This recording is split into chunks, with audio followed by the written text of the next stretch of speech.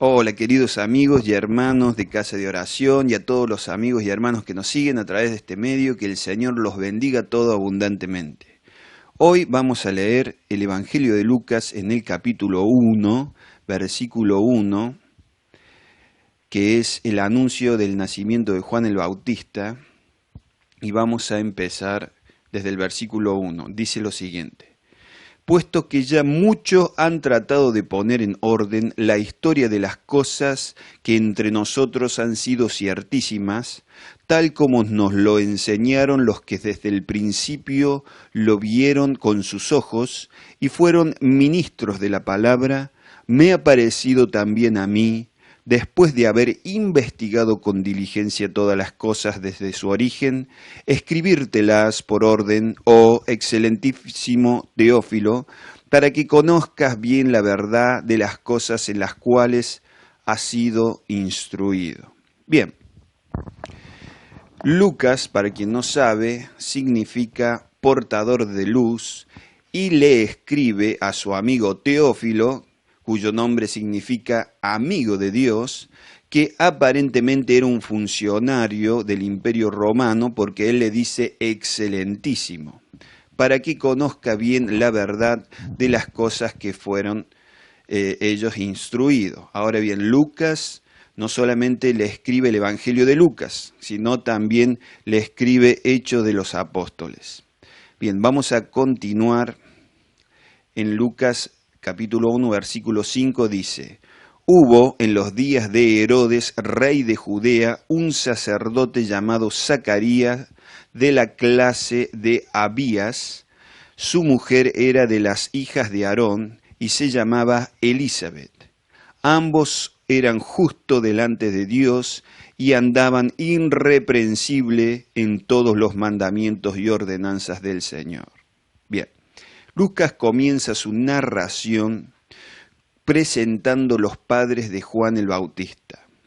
Vivían en la época en la cual reinaba Judá el malvado Herodes el Grande, y él era del pueblo de Edom.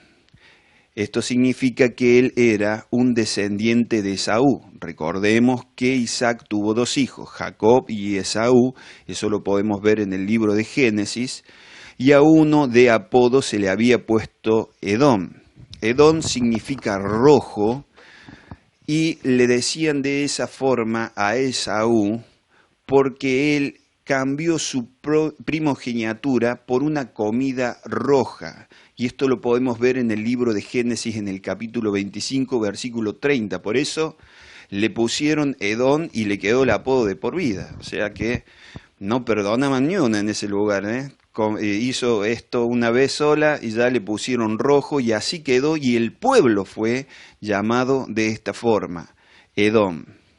Bien, Zacarías significa el Señor recuerda, y era un sacerdote que pertenecía al turno de Abías, uno de los 24 turnos que tenían los sacerdotes y que había sido ordenado por David. Si usted lo quiere ver a eso, está en 1 de Crónicas capítulo 24.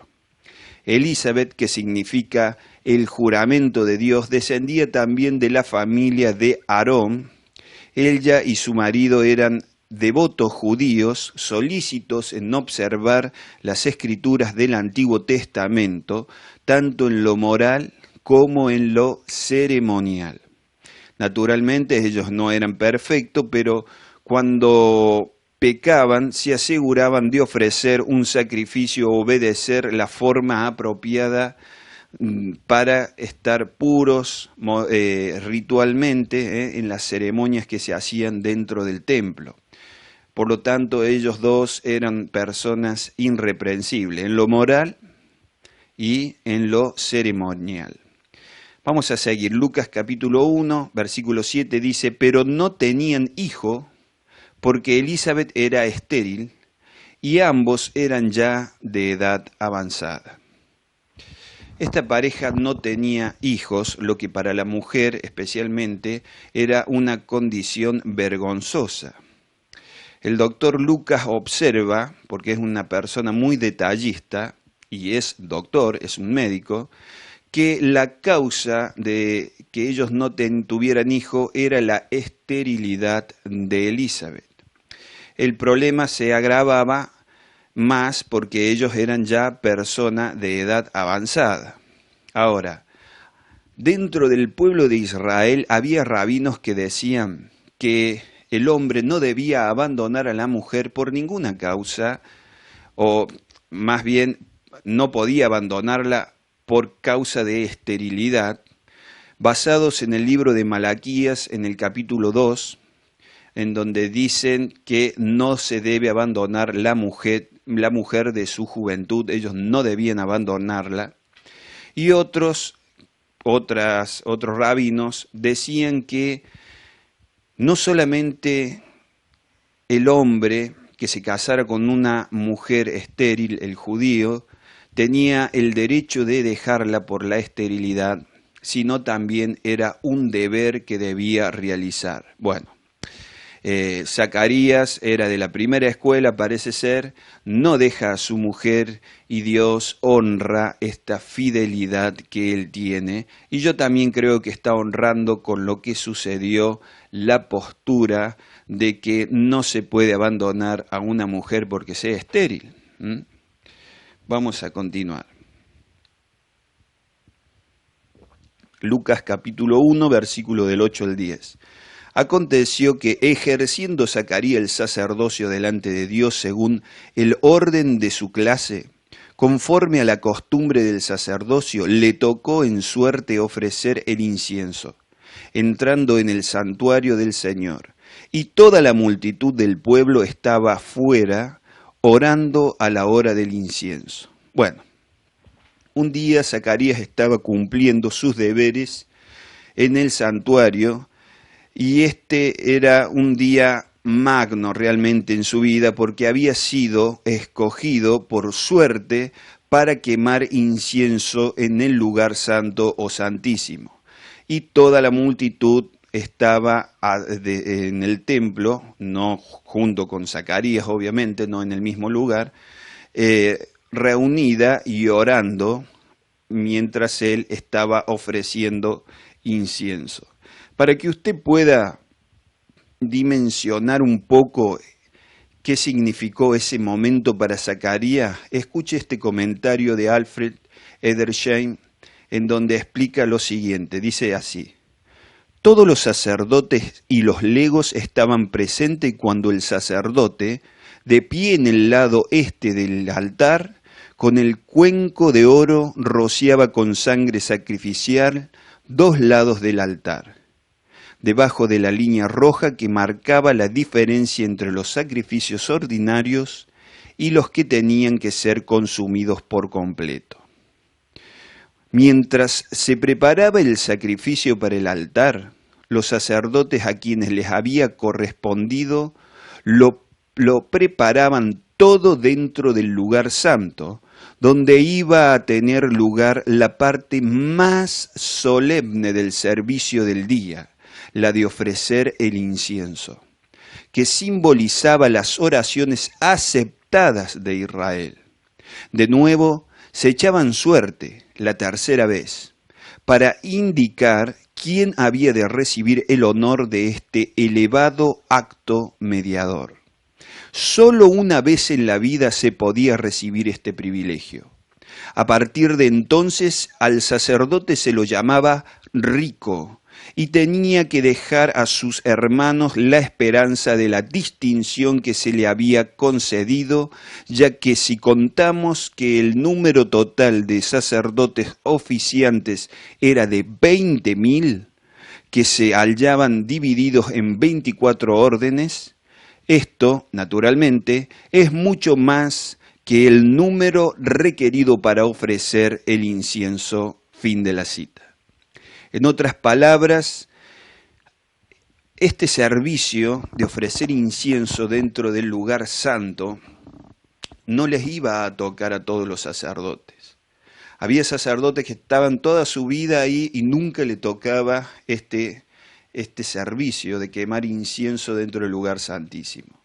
Esto sucedía, si le tocaba al sacerdote, solamente una vez en la vida y ya no era más un candidato para realizarlo nuevamente, sino que se dejaba a los demás poder llegar a participar de este servicio. Bueno, así de importante, así de grande para Zacarías era este día que le tocaba a él, dentro de sus 20.000 hermanos, quemar incienso y ofrecérselo al Señor en favor de su pueblo, intercediendo y haciendo mediación por ellos.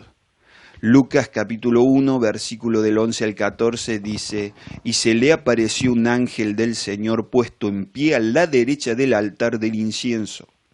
Y se turbó Zacarías al verle, y le sobrecogió temor. Pero el ángel le dijo: Zacarías, no temas, porque tu oración ha sido oída, y tu mujer, Elisabet, te dará a luz un hijo, y llamarás su nombre Juan. Y tendrás gozo y alegría, y muchos se regocijarán de su nacimiento. Bien, ¿qué pasa en esta escena? Si aparece un ángel del Señor de pie a la derecha del altar, que es el lugar de favor. Si se aparecía a la derecha del altar o tenía era el lugar del favor en ese lugar santo. Y ahí se aparece. Es la primera vez que un sacerdote ordinario tenía una revelación de tal magnitud en ese lugar.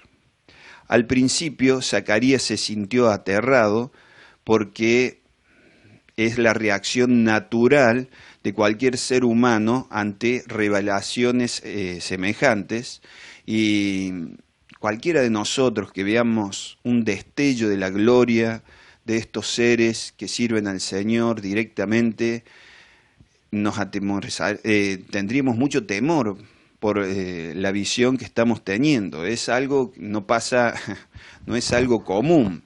Realmente nos pegaríamos un gran susto si viéramos algo semejante. Es decir, la gloria que está en ello es muy potente. Los ángeles pueden tomar formas diferentes, pueden aparecerse como humanos, como pueden aparecerse con su gloria, como lo hizo en el caso que estamos leyendo ahora. Quizás nosotros hayamos tenido contacto con ello, visto a alguno, interactuado con ello, sin darnos cuenta, porque si ellos no quieren que nosotros nos demos cuenta que estamos interactuando con ellos, nosotros no vamos a poder darnos cuenta. Pero el ángel le tranquilizó a Zacarías y le dijo que se quedara tranquilo, que la oración había sido respondida, escuchada y respondida. Ahora bien, nosotros nos hacemos la pregunta: ¿qué pidió Zacarías en ese momento? ¿Pidió un hijo? ¿Pidió la redención de Israel? ¿O las dos cosas? Y yo pienso que pidió las dos cosas. Yo creo que pidió la redención de Israel porque precisamente el servicio era para interceder por Israel, las oraciones de él eran de intercesión, pero también yo creo que pidió que le diera un hijo a él y a su esposa, quizás que no estaba pensando que fuera un hijo propio, no lo sé, pero él pide un hijo. Ahora, le dice el ángel que le nacería un hijo a Elisabet y sería llamado Juan, o como es el nombre en el idioma original, Yohanan, que quiere decir Dios ha hecho misericordia. Además le dice que le va a traer gozo y júbilo a los padres y también sería una bendición para muchos en Israel. Vamos a seguir con el versículo 15, dice: porque será grande delante de Dios. No beberá vino ni sidra, y será lleno del Espíritu Santo aún desde el vientre de su madre. Bien, el niño tenía que ser grande, o iba a ser grande, delante del Señor, que es la única clase de grandeza que realmente importa. No importa ser grande delante de los hombres, lo más importante es ser grande delante de Dios. Y él sería un nazareno como Sansón o Saúl lo habían sido, y no podía jamás beber vino o sidra o licor o ningún tipo de bebida alcohólica. Segundo, le dice que sería grande en dones espirituales. Él sería lleno del Espíritu Santo desde el vientre de su madre. Es decir, que él fue sellado para la obra del Señor y para el pueblo de Dios desde el vientre de su madre. ¿Puede Dios derramar su Espíritu Santo en una persona inclusive antes que ella nazca? Por supuesto, Dios es soberano y Él puede hacer con los seres humanos, y está en todo su derecho, con toda la creación puede hacer lo que Él quiera. Es justo porque toda la creación le pertenece a Dios. Ahora, sigamos con Lucas capítulo 1, versículo 16 al 17, dice: y hará que muchos de los hijos de Israel se conviertan al Señor Dios de ellos, e irá delante de él con el espíritu y el poder de Elías, para hacer volver los corazones de los padres a los hijos, y de los rebeldes a la prudencia de los justos, para preparar al Señor un pueblo bien dispuesto. Bien, del versículo 16 al 17, vemos que en tercer lugar sería un gran heraldo del Mesías. A muchos del pueblo judío haría volver al Señor, y él prepararía, su ministerio sería preparar como, digamos, con el poder del profeta Elías, el camino para que el Señor venga, predicando acerca del arrepentimiento y acerca de el Mesías, ¿no? Él predicaba que las personas debían arrepentirse para ser salvos. Este mensaje es el mismo que predicó el Señor Jesús. Él dijo que debían arrepentirse las personas y creer en el Evangelio. Bueno, él decía que las personas debían arrepentirse porque el Mesías estaba cerca y obviamente tenían que creer en él. Así que este fue el ministerio de Juan el Bautista, que es semejante o debía ser hecho en el poder del profeta Elías, como lo dice el texto. Malaquías 4, 5 al 6 dice: he aquí, yo os envío el profeta Elías antes que venga el día del Señor, grande y terrible. Él hará volver el corazón de los padres hacia los hijos y el corazón de los hijos hacia los padres, no sea que yo venga y hiera la tierra con maldición. ¿Cómo cerramos nosotros esa gran brecha generacional entre padres e hijos? ¿Cuál puede ser el vínculo? Y precisamente el Señor, su palabra, su estilo de vida puede ser el vínculo entre las generaciones, sus valores. Coleman Luke dice lo siguiente: su predicación volverá el corazón de los padres descuidados a un verdadero interés espiritual por sus hijos. También volverá los corazones de hijos desobedientes y rebeldes a la sabiduría de los justos. En otras palabras, Él se esforzará por reunir del mundo una compañía de creyentes listos para encontrarse con el Señor cuando Él apareciese. Este es un ministerio digno para cualquiera de nosotros. Fin de la cita. ¿Qué dice Coleman que yo quiero rescatar aquí? Al principio él dice: su predicación volvería el corazón de los padres descuidados a un verdadero interés espiritual por sus hijos. Los padres deben interesarse por la salvación de sus hijos. De hecho, debe ser el mayor interés que ellos deban tener. No solamente acerca de cuestiones temporales de esta vida, sino que también debe tener esta preocupación real, o entender que lo más importante que puede hacer un padre para su hijo es guiarlo al camino de salvación a través de la oración, a través de la enseñanza de la palabra de Dios. Nosotros, yo les he recomendar a los padres que deben pedir al Señor que salves a sus hijos como sea.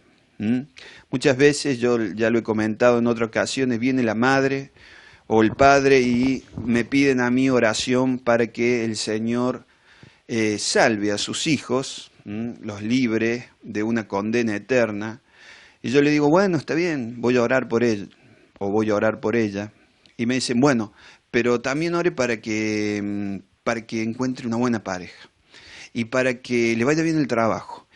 Y también para que sea sano. Y yo les he de decir, bueno, hermano o hermana, va a tener que salvarlo usted. ¿Por qué? Porque cuando nosotros oramos, el Señor usa su palabra, pero también usa todas las situaciones para llevar a la persona a los pies de Cristo. El Padre de esta forma lleva a las personas al arrepentimiento y a la fe en Jesucristo. Pero si nosotros le ponemos 200 condiciones, entonces, ¿cómo va a actuar el Señor? No. ¿Cómo debemos pedir? Señor, salva a mi hijo o a mi hija o a mis hijos o a mis nietos o a mi ser querido como sea. Que pase lo que sea, pero que al partir de aquí, de esta tierra, él sea salvo. No importa lo que deba pasar. ¿Por qué? Porque es preferible sufrir, muchas veces, siempre es preferible sufrir en esta vida y ser salvo y terminar ese sufrimiento que tener el mundo entero, como dice Jesús, ganar el mundo en esta vida y después perder tu alma, entrar en una condena eterna. Por lo tanto, debemos pedirle al Señor que salve a nuestros seres queridos como sea, que ellos pasen lo que tengan que pasar, pero que sean salvos. Lucas 1:18 dice lo siguiente, dijo Zacarías al ángel, ¿en qué conoceré esto? Porque yo soy viejo y mi mujer es de edad avanzada. Bien, el anciano Zacarías quedó abrumado ante la absoluta imposibilidad de la promesa.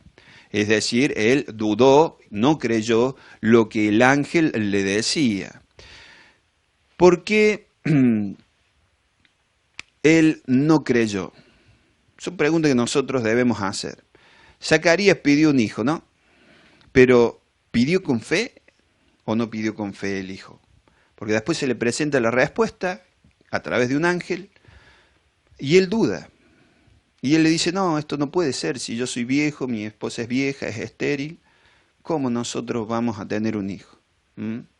Zacarías pidió la redención de Israel porque también era una respuesta a esa petición.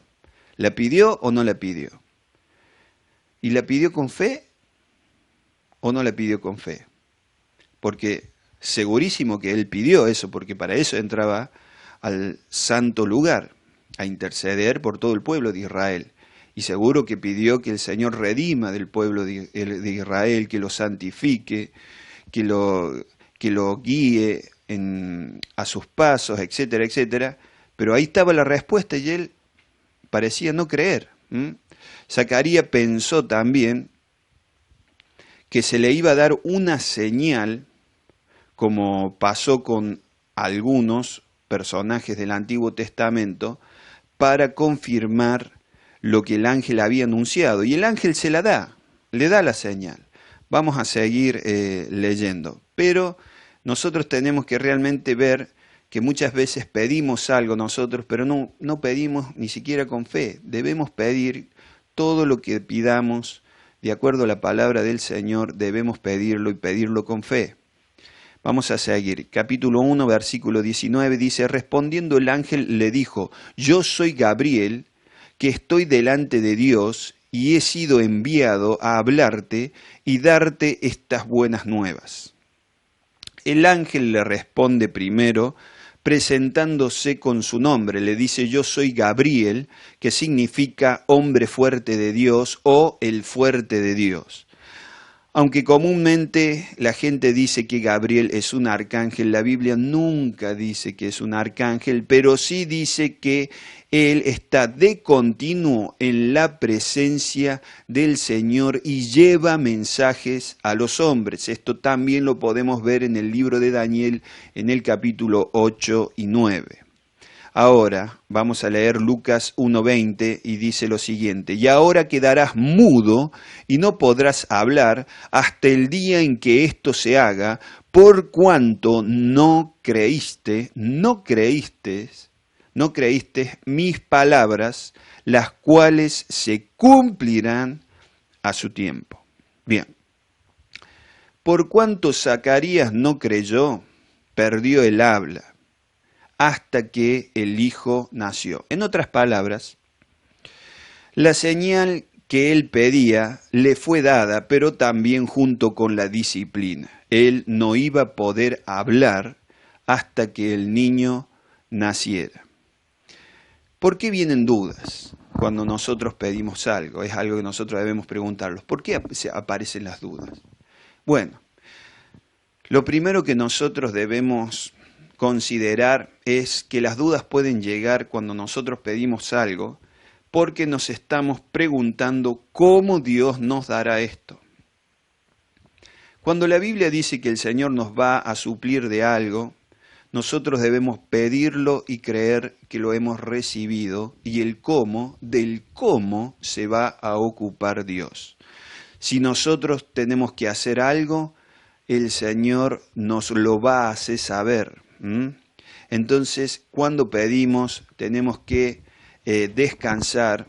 Cuando pedimos algo conforme a lo que la palabra de Dios nos dice, debemos descansar en que el Señor sabe los cómo. Si lo prometió es porque Él lo va a cumplir. No va a prometer algo que Él después no puede cumplir. Él puede cumplir lo que ha prometido.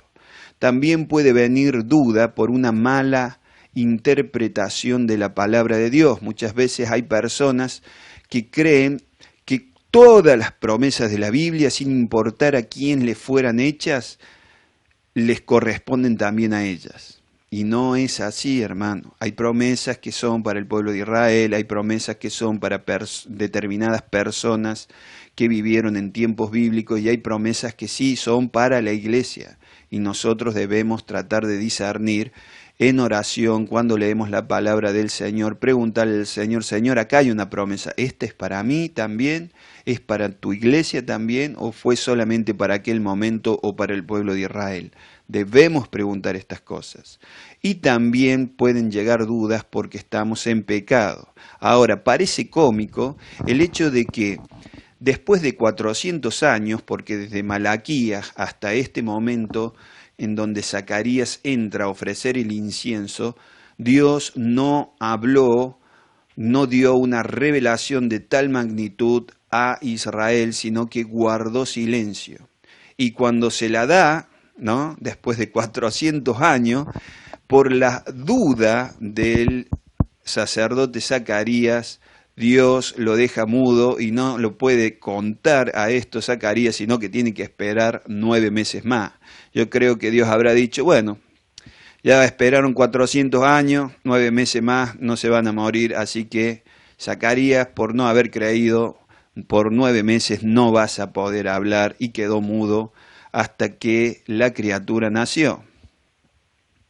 Ahora, debemos observar también que la palabra de Dios no depende del hombre para que se cumpla.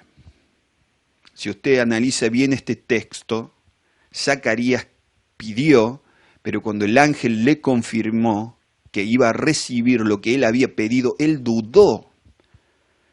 Pero aunque él dudó, la palabra de Dios se cumplió. ¿Por qué menciono esto? Lo menciono y lo quiero mencionar porque muchas veces hay personas o líderes que enseñan que para sostener algo que Dios nos ha dado debemos seguir creyendo que lo tenemos. Bueno, mire, en este caso no dice precisamente eso, no lo dice.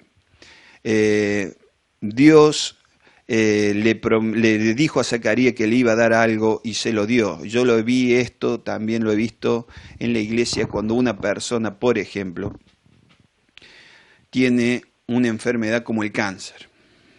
Yo sé que esto es muy delicado y que pueden estar personas viéndome, por eso se los quiero decir. Con todo respeto le digo y con todo el corazón le digo esto. Muchas veces las personas tienen una enfermedad como el cáncer entra en remisión y le dicen a la persona, especialmente algunos líderes religiosos, usted olvídese que está curado, porque ya no le encuentran el cáncer y el Señor se lo ha curado. Y después, más adelante, vuelve a surgir y la persona se siente mal, y sobre que se siente mal, los líderes van y le dicen, eso es porque has dudado, o eso es porque has pecado.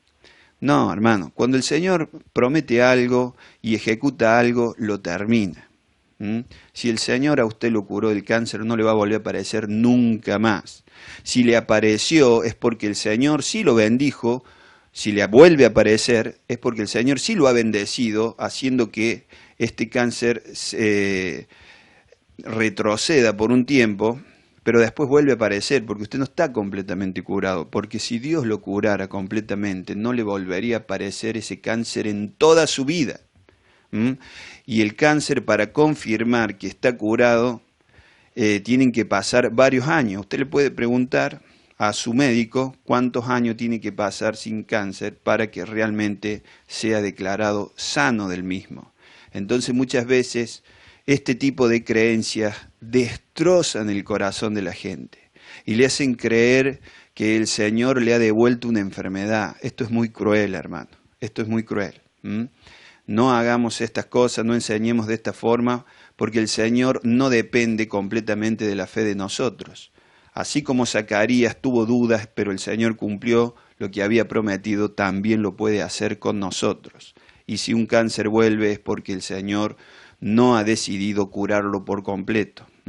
Vamos a continuar. La palabra del Señor, al ser anunciada, nunca vuelve vacía. Esto lo podemos ver en Isaías capítulo 55, versículo 10 al 11, dice, porque como desciende de los cielos la lluvia y la nieve, y no vuelve allá, sino que riega la tierra y la hace germinar y producir, y da semilla al que siembra y pan al que come, así será mi palabra que sale de mi boca. No volverá a mí vacía, sino que hará lo que yo quiero y será prosperada en aquello para que la envíe. La palabra de Dios no vuelve nunca vacía, nunca. Es por eso que nosotros debemos evangelizar siempre, porque más allá de que las personas crean o no crean, la palabra de Dios nunca va a volver vacía. Nosotros debemos concentrarnos en obedecer lo que ella dice, y el resultado está en las manos de Dios. Como decía un pastor, Charles Stanley, obedezca a Dios y deje las consecuencias en sus manos. Lucas 1, 21 y 22 dice, y el pueblo estaba esperando a Zacarías y se extrañaba de que él se demorase en el santuario. Pero cuando salió no les podía hablar y comprendieron que había visto visión en el santuario. Él les hablaba por seña y permaneció mudo. Bien.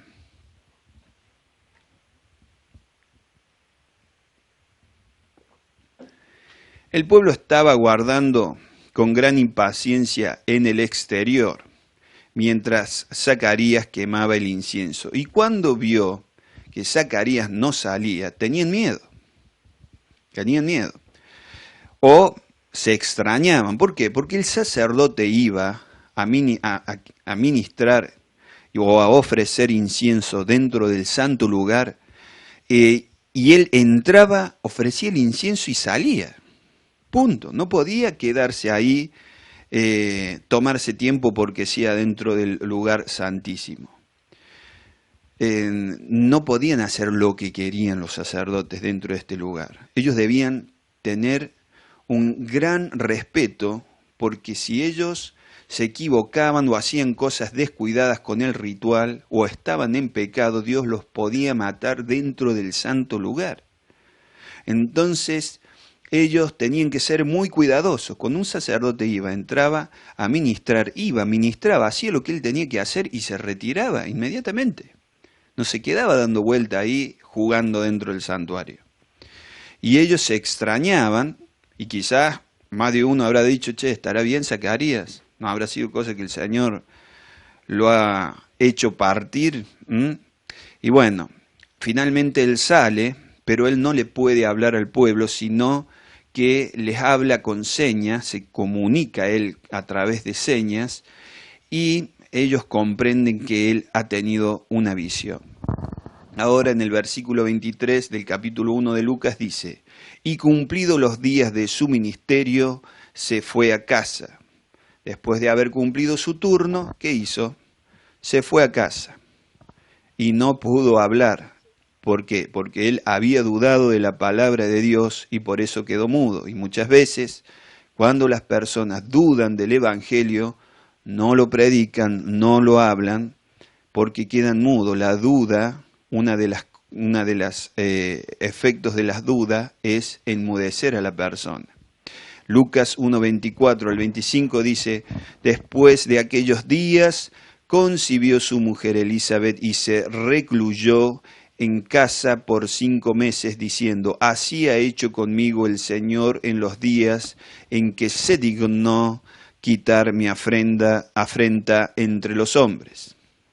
Cuando Elizabeth quedó encinta, se encerró en su casa durante 5 meses, regocijándose porque el Señor le había quitado esa vergüenza o esa afrenta. Mire, en aquellos tiempos, cuando una mujer o un hombre no podía tener hijos, ellos se sentían avergonzados, porque era en aquel tiempo una señal de bendición que el hombre y la mujer tuvieran muchos hijos, o al menos un hijo. Pero después, después de Cristo, Pablo nos habla en el libro de Corintios que no es un estatus especial ni ser casado, ni ser soltero, ni tener hijos, sino que él dice que el que se quiere casar, que se case, y el que no se quiere casar, que se quede soltero. Esto es importante tener en cuenta, porque muchas veces las personas piensan que no, que deben estar casadas, cuando la Biblia dice que si quiere que se case, y si no quiere que no se case.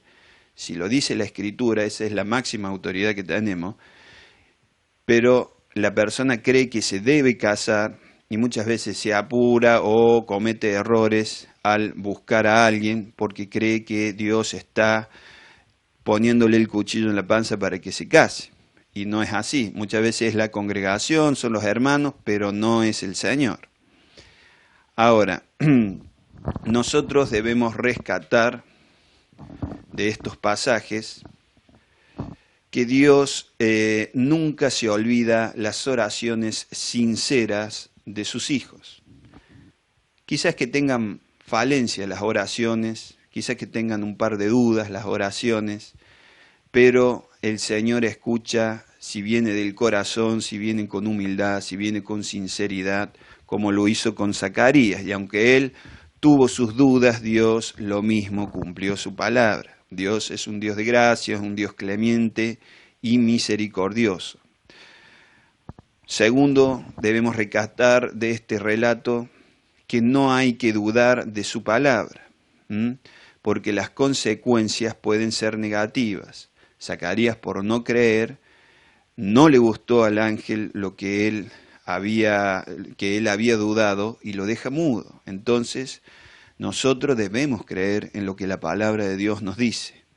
Nosotros debemos creerlo y a su tiempo se va a cumplir lo que está escrito en su palabra. Debemos ser cuidadosos con esto. Jesús se enojaba muchas veces cuando él veía que sus discípulos no creían, no le gustaba. Pero también él es bueno y es misericordioso, por eso también, a pesar de que Zacarías tenía sus dudas, lo mismo él lo bendice y hace que su esposa dé a luz a Juan el Bautista. Por otro lado, aunque nosotros somos falibles, y esto ya lo he mencionado con los otros puntos, siempre podemos esperar en la bondad y en la gracia del Señor, y el Señor va a corresponder si somos sinceros, si somos personas que vivimos con una vida consagrada. Él va a responder a pesar de nuestras falencias. Bien, ahora vamos a orar, vamos a hablar con Dios. Padre Santo y Dios amado, te pedimos con todo el corazón, Señor, que escuche nuestra oración, Padre.